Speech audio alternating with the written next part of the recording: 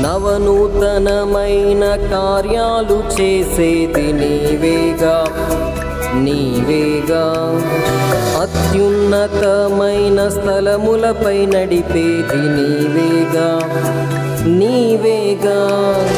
విధినే ఛేదించి నీవు భువినే వెలిగించగా, స్తుతినే నా నోట పలికించి బహుగా దీవించగా, గళమెత్తి కీర్తింతును హల్లెలూయా. ఎలోహిం నీవే, ఎల్ షద్దాయ్ దేవుడవు, ఎబినేజరువు నీవే, స్తుతి ఘనత మహిమ నీకే. మహాఘనుడా యెహోవా, మనోహరుడా యేసయ్యా,